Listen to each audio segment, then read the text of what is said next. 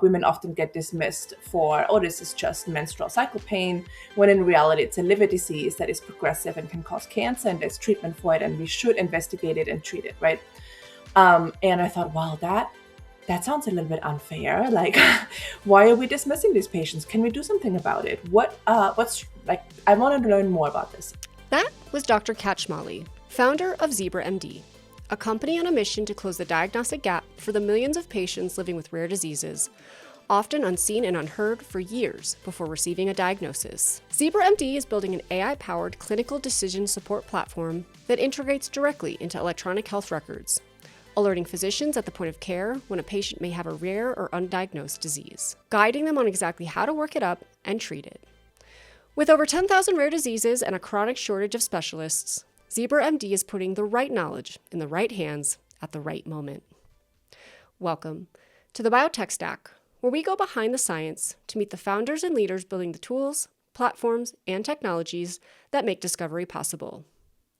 From lab automation and AI-driven research to genomics, diagnostics, and clinical technologies, we cover the full stack, from the R&D bench all the way through the clinical lab. I'm Corinne Regan, your host. And in today's episode, I'm joined by Kat Schmolly, the founder of Zebra MD.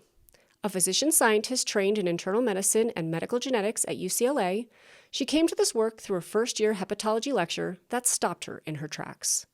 A brief mention of a rare liver disease, one that disproportionately affects women and is routinely dismissed as menstrual pain, instead of a progressive liver disease that can lead to cancer. That moment of injustice lit a fire. Years of research, red tape, and a grant later, she's building the infrastructure to make sure no patient falls through the cracks again. Let's get started. So thank you so much, Kat, for joining today. I'd love it if you could take us through your journey. Who are you? What's your background? And what led you to start Zebra MD? Yeah, thank you so much for having me. Boy, that is a long story. What led me to start Zebra MD is probably the best question to start. So when I was in medical school, I got involved in a research study between UCLA and UCSF. My med school was at UCLA. And I got involved there because of a lecture I had in my first year of medical school in hepatology. And the professor at the time briefly mentioned, oh yeah, there's this disease called acute hepatic porphyria. It's a rare disease. It mostly affects women around the childbearing ages, and it gets worse around your menses. So women often get dismissed for, oh, this is just menstrual cycle pain, when in reality it's a liver disease that is progressive and can cause cancer, and there's treatment for it, and we should investigate it and treat it, right? And I thought, wow, that sounds a little bit unfair. Like, why are we dismissing these patients? Can we do something about it? What's like? I wanted to learn more about this, and so I reached out to the professor after the lecture, and he educated me a little bit more about the disease, what it does, and why it's so difficult in real world settings to differentiate between something that's very rare versus what is more common, right? To be honest, like statistically, a woman comes to the ED with really bad abdominal cramps right around when her menses start. You're going to think it's probably that, right? Or at least you're going to rule out any OB-GYN-related issues. And those are ruled out. And now, okay, well, I'm sorry, just going to give you painkillers and send you home. Who's going to think of, oh, this might be a rare liver disease, right? And it has nothing to do with your lower abdomen. Right. And so he told me about this study that they were doing between UCSF and UCLA, where they tried to see, could I use EHR medical records to figure out if a patient has a rare disease before the physician actually knows it, before they can think about it, to help us get triggered in the moment, right? As we treat the patient, if there was some kind of way that we could know, oh yeah, this patient is at a higher risk for XYZ rare disease that we normally don't really think about or don't normally would work up, right?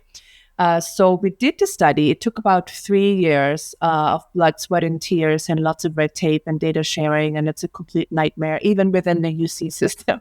It's a complete paperwork nightmare to do this, but we got it done in the end.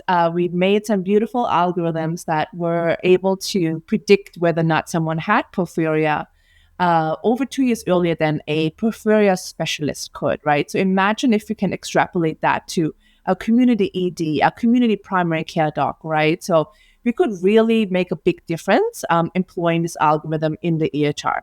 So we published it. It was a great great publication. It lives on Jamaya. And then nothing happened after. And that's when I thought, oh, wait a minute. Just because you have a really great algorithm and a really great publication doesn't actually mean you can use it in real life, right? So implementation is a completely different thing. And there's other barriers to implementation and workflow and all the red tape. And so I figured, well, there's other algorithms out there. It's not just the Porphyria algorithm that we made, but there's other physicians and scientists all over the world that have made prediction algorithms and precision management algorithms for various patient population, except that we don't use any of that in clinical practice. So why not? How can I solve that problem? And so that's how Zebra MD came to be. I needed to make some kind of EHR plugin that could house all these algorithms, use any of the EHR data, and then at the point of care inside the EHR, tell me as the physician, hey, this patient may have XYZ rare disease. This is how you work them up. Or, hey, this patient has this rare disease. They have an acute episode. They come into the ED. This is how you need to treat them. That is kind of a selfish reason I did this, because I ended up working in medical genetics, and there's home call 24/7. So that means that you get all the phone calls from the entire West Coast, from various physicians in the emergency departments and other places that call you at 2:00 in the morning saying, hey, I have this patient that has, PKU or whatever other rare metabolic disease. What do I do with them? They seem to be in pain. I'm like, okay, if I could build a tool that tells them what to do inside the EHR so they don't call me in the middle of the night, that'd be great. So I put two and two together, and that's how CBMD came to be. Also because it turns out that research funding doesn't pay for implementation. So only small business funding does. So it has to be for profit. And then most of these conditions that are coming in, are they mostly in these ER settings? These aren't just patients who are coming in for a general checkup. It's when something has gone very wrong, and then they're suddenly in the emergency department, and then they need somebody to come in and make sure they're making the right decisions to help them solve whatever problem is they came in for. Yeah, it's a little bit of both. So the EDs definitely, and primary care, urgent care, those environments are definitely a net for these types of patients, particularly the ones that are undiagnosed or not well managed, right? Out in the community somewhere, no specialist support. They don't see a geneticist regularly, but also the regularly scheduled patients. So my tool was designed to sort of cover a multitude of scenarios, clinically speaking, from emergency department visits, primary care clinic visits in the community for undiagnosed and diagnosed patients, up to visits that happen in specialty settings. So let's say you have a patient that is established in medical genetics or similar specialty, and they go see them once a year, they have a diagnosis. But because there's over 10,000 rare diseases, it's kind of impossible even for specialists to remember all of them, how they present, what does the current literature say, what are the current treatment options, would that treatment work for a patient or not based on their labs and comorbidities. Is there a new clinical trial? Are there new patient foundations that would be able to help this patient in some way? And so that's why my tool was designed in a way where it's not just predictive to uncover undiagnosed patients, but also to improve the care of already diagnosed patients, so that the physician that is taking care of that patient doesn't have to spend unpaid hours before they see the patient and after they see the patient to do all this literature research themselves. We now can use AI to comb the internet and personalize the recommendations with references and evidence and URLs you can click on to double check that everything is, correct and not hallucinated. Right at the point of care, it is inside the EHR and gets sent to you as the inbox message if you are a physician that's opting for that. And it can also generate templates for your notes, incorporating all this information so that you don't have to spend a whole lot of time typing away before or after the patient visit, because those are unpaid hours for us as physicians. And so there's very limited incentive for us to do very detailed background research right before and after we see patients. Gotcha. So now that we've kind of learned a little bit about the Zebra MD program and maybe some of the high-level overview of why you would use it, can you take a step back and describe what is your actual title? You've mentioned that people will call upon you when they're in these situations where they think it might be a rare disease that's causing the issue. It sounds like you might even be rare in the West Coast where maybe there's not a lot of you. So one, can you tell us about what it is that your title is and what you support? And then how many of this role exists even on the West Coast, and why is this program so important for other physicians to have? Yeah, that's a good question. So I started out being a regular physician, for lack of a better Okay. word, and internal medicine and primary care. But because I've always had this research interest and my clinical experience with rare disease, I ended up switching into medical genetics residency at UCLA. And in that department, you get a lot of phone calls from other providers, particularly when it comes to metabolic disorders. There is not a whole lot of metabolic geneticists in the world in general, not even on the West Coast. We have a few centers. There's a guy at Stanford, at UCSF, and then we have a couple down here in the south of California. But let's say you're somewhere, in Hawaii. I get calls from Hawaii EDs. There is no metabolic specialist. Calls from Vegas, calls from Utah. There's no metabolic specialist. So what do these physicians do? And then let alone the desert of the middle of America, where there is not even a regular geneticist, let alone a metabolic geneticist. Right. So that is extra difficult. Now, that being said, I recently left my position at UCLA because of having to take Zebra on more full time. One of the requirements of the NSF grants that we have at our company is that if you move into phase 2, which we have moved into now, the Okay. PI or CEO has to work full time at the company and is not allowed to have a full time position elsewhere. So for the Gotcha. period of the grant, you have to focus primarily on your business. Now, that being said, I'm still available. I still get calls from various places and patient organizations, and I try to help them get to the right destinations, right? So I'm not doing this for money, which is terrible to say, but because I have kind of experience of I know the medical geneticists around here, the specialists. I know where to send people. What's the right place? Where are the referrals? What do you need to do for your workup? What further testing do you need? I can help patients and guide them the right way so that they land in the right location. Well, that's wonderful, though, that even without the paycheck, that maybe morally or just from a passion Yeah, perspective, that is yeah, the way you want to situate yourself. yeah. Um, so with this platform in mind, it sounds like maybe some of the end users are going to be other physicians within this network. Is that really who you're building this tool for? Or is there a broader community that you'd also have access to this information?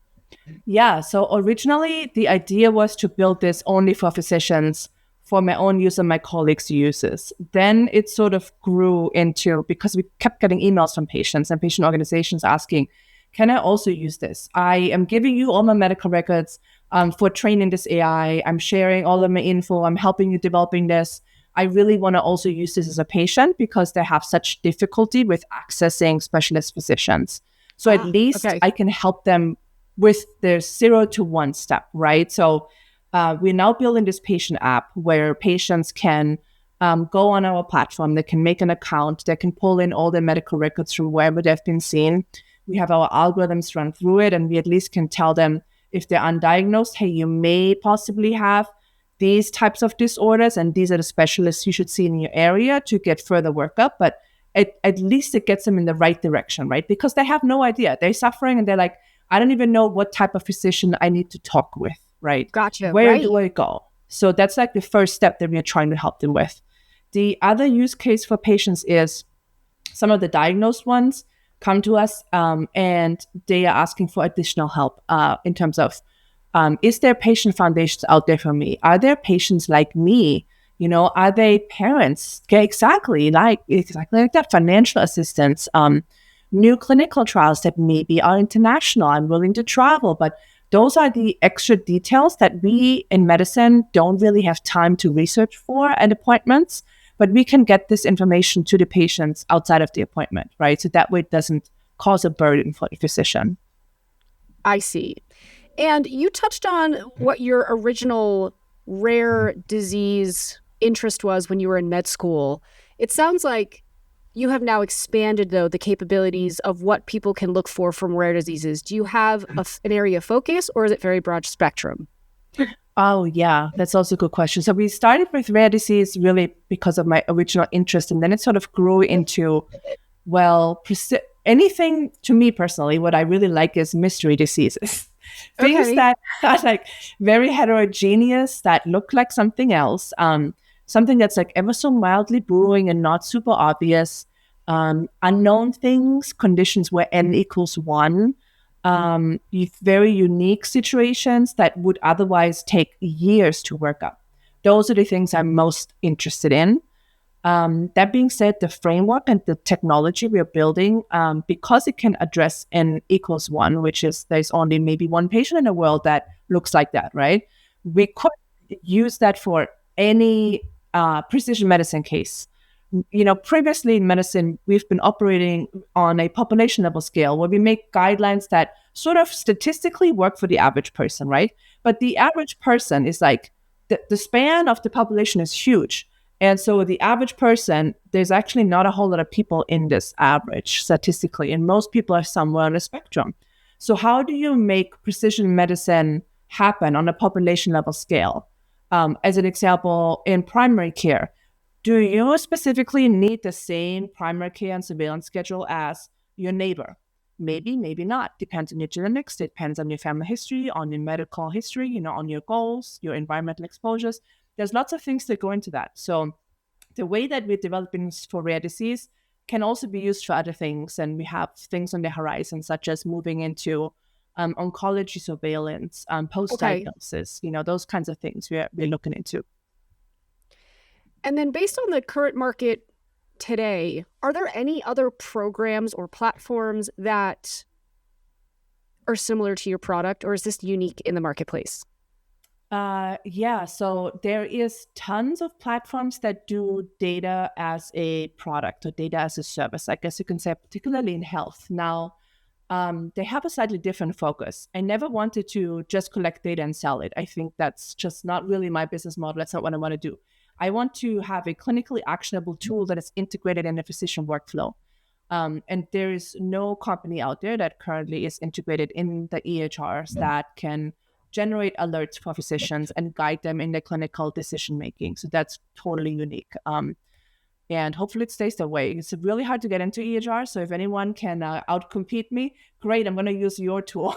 The Yeah, faster we get there, the absolutely. better. Yeah. So, with that said, you mentioned previously that you are in phase 2 at the moment. Can you Yeah. describe a little bit more about the process, the phases that you have to go through, and what the next step looks like from a timeline perspective, maybe even bridging yourself into a true commercial stage? Yeah, so we are an NSF-funded company. What that means is that there's something called the NSF SB or STTR, Small Business Innovation Research Grant program. Most federal agencies have this program. You have an SB that comes from the NIH, one that comes from the DoD. All of these agencies have their own, and they have their own requirements and what they look for in a company and what they want to support. The NSF looks for moonshot companies. You have a crazy idea that is definitely way bigger than what you think you can actually do, and you submit a pitch. It's not a full academic proposal like the NIH would Okay. require. You just submit a pitch on their website. You tell them about your crazy idea, how you would do it, and why you think you can do it. And that's phase 1. If you get accepted, I think the acceptance Gotcha. rate is like 0.2% or something. So it is rare. Wow. You have to. Somebody has to just it. All it takes is one person to believe in you and say, yes, I think that you can do it. And Okay. it's not necessarily about the company and the topic. It's more about, I think the founder and the team is what they're looking for, really. Okay. Because, in the early stage companies, you reiterate so many times and you pivot so many times and things develop in all kinds of crazy ways, so that even Right. if you had the best business strategy and the best business idea, that's not actually what's going to be the end product, right? You Right. need a person and a team that is very nimble and is able to work around things and explore and not give up and make it happen because they want to make it happen, right? Gotcha. And so in phase 1, it's a R&D phase, which means that you're testing out how can I actually go from 0 to 1 to make a real product. Does it work? Who are my users? Who would pay for this? How would I position myself commercially? And so we finished phase 1 last year with Okay. our pilot studies at UCSF and Will Cornell, where we sort of proved that, okay, this is a possibility. This isn't just a dream of putting something in an EHR connected to an API and a random platform. This is actually something that institutions would be willing to do and physicians would be willing to use as along with patients. And then we had to figure out, well, how are we going to pay for this, right? That's another big question. What's your business model going to be? That's what you need for phase two. Phase two is all about how can I scale and commercialize this and actually make it a viable business?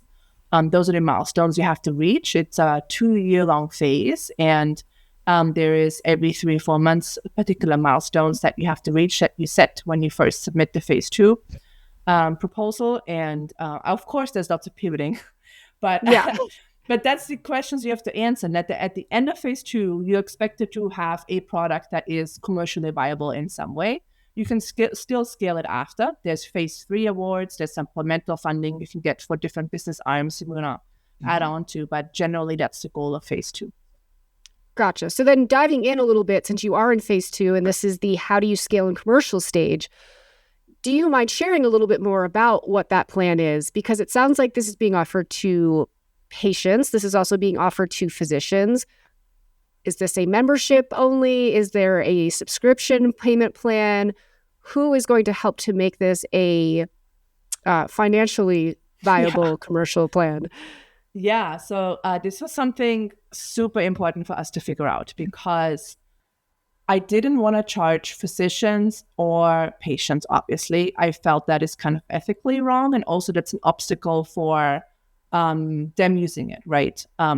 If this is a product that can help people for their health, to help them get diagnosed sooner, to help them have better health outcomes, I feel wrong charging the patient for it. That's just not okay. And so I need to figure out how else can I fund this. And I didn't want to rely on grant money, which is how most of these products and services are currently being funded. Things that improve patients' health, that the patient doesn't pay for, are either funded by companies that can make money off of the patient data, or grant money that is like sort of not really reliable, right? As we have seen in the last few years.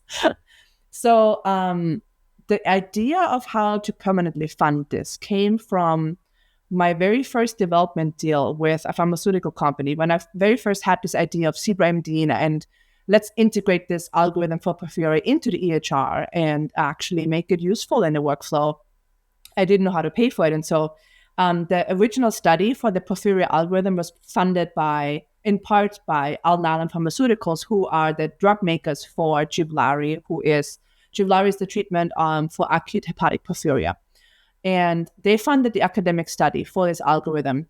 So then after we were done, I approached the pharma team there and said, hey, I want to implement this in the EHR. It's going to cost some money. I have no idea how to do it, but hey, do you want to do it with me and figure it out, And good on them that they were like, oh yeah, this is a novel, new thing. It's never been done before.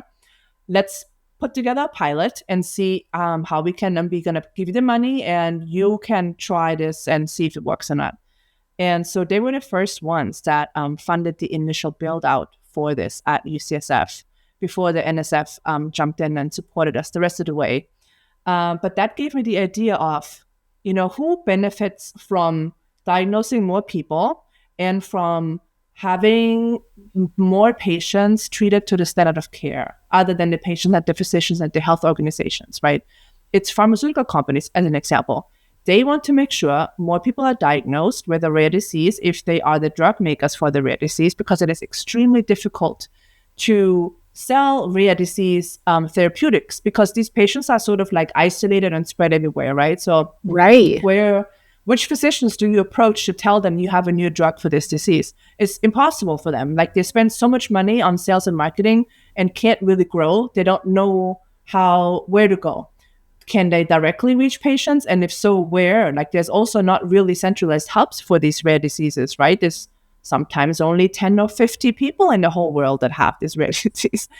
And so they're interested in having this kind of product and service that can increase the diagnosis rate and the prescription rate on their side. So there's a financial incentive. So I thought, okay, well, then I'm going to make a two-sided marketplace where my users are the physicians and the patients, and the people that pay for it are actually pharmaceutical companies that would benefit from the outcome of my tool, right? So that's how we've been developing it with various other pharma companies. also having supported us in the past. The area where we're moving into now, where we've been asked to move into, is clinical trial candidate identification. Is another big thing that we can help with. Gotcha. It's really hard to recruit for rare disease patients. It's much, much more expensive. It takes a lot longer. The trials last longer, which then delays the potential treatment that gets out of it. So if we can help with that, which we can because we have our hands in all these EHR systems, we can identify relevant candidates. And if patients have opted in to be contacted, or we send the message to a treating physician and they can decide, we can find rare disease patients much faster for them than they would otherwise be able to, much cheaper, and we can get clinical trials started earlier. The other thing that we can do that pharma is interested in, and us physicians and academia are interested in, are what happens to patients that are already on an orphan drug, right? Because clinical trials can only exist in an artificial environment where every variable is controlled for. But what happens if that patient then goes out into the community, they get pregnant, they're on an orphan drug? You cannot have a clinical trial for this. So we don't know if these things are safe or not. We don't know what to expect. We don't know what to tell patients, right? Okay. It's safe for you to stay on this. So in our system, we can monitor these patients longitudinally in the community and give you post-clinical trial results of saying, after 10 years of using this orphan drug, X many people got pregnant, the other many people developed heart disease. There's this potential complications. We see LFTs rising, but then they go back down. It seems to be safe. There seems to be no adverse effects. Or maybe there are effects down the road, or maybe it stops working down the road. And so those are the things that we can investigate en masse without having to do formal cohort studies that requires all this red tape, all this data sharing between institutions that takes for years and years and years, right? By the time we publish a study, it's already 5 or 10 years down the road and the data is outdated. So we can do this in real time, right? When you talk about being in the EHR, this sounds like that's a regulatory hurdle. This is probably one of the bigger red tapes, I would assume. Yeah. And you don't have to share if this is a proprietary part of the process, but if it isn't, how were you able to overcome, which sounds like a very big obstacle and maybe one of the key components of this program? Yeah, this was definitely a key component of the program. And I have to give it to UCSF for being the first institution to just say, sure, let's try it. We believe you, we can do it. And so it is extremely difficult to do this as an outsider. I think one of the benefits, and that's what made us such a strong team, is that we are academic physicians, right? Our company is founded by academic physicians. That's all that we are. We know the world. We have faculty appointments. We know the right people to talk to. We appear and we are more credible in terms of we are building this for the benefit of the patient, not to sell data and make money, right? That's probably the biggest difference. And that's why I often get asked, well, how come that like Google or Meta can't just copy this and come in and do this? It's because you think that a hospital EHR would allow Google to have live access to the EHR data? Right. Probably not, right? Nefarious companies out for money. But at least we have a better use case. We are very transparent with how we make money, how we are funded, what patient info we use for what. The EHR patient info we only use for specific use cases for the physician and for medical care, for nothing else. The patient use cases outside of the EHR when they sign up for us externally, we only use for the things that they consent for. So if a patient wants to be contacted for clinical trials, we can consent them for that. They don't want to share any data. They don't want to save the data anywhere. It's fine. They don't need to. That's not a requirement. So I think that knowing the right people and having the trust as a physician really made the biggest difference here. That's so great. And like you said, you're working on something that is incredibly beneficial to patients, not only because it's providing more information on some rare disease they may not know about, but much faster. Yeah, and in a more coordinated way. Yeah. So it sounds like from the company growth perspective, being in phase 2, learning about some of the ways that you can become commercial and actually make revenue, you have kind of two paths. It's how do we make more exposure of this company towards the patients and those who would be utilizing this information, and then the partnerships that could then pay for and help to provide more access to these people for free. Is there a conference circuit that you're part of that's allowing you to become more aware? What does that look like for Zebra? Yeah, so the conference circuit actually has been immensely helpful to us. More so, I think, on the patient foundation side than anything. Patient organizations and the patients themselves have been incredibly supportive and wanting to help us, giving us all of the information, which is also kind of a rare thing, no pun intended here, but a lot of similar companies that deal with patient data, they struggle with how do we get more patients? How do we get more data? How do you convince them to give you their data? And for the rare disease world, people are struggling for years and years. They have kids that are struggling. They really want answers. They're highly motivated to help themselves and others in their community.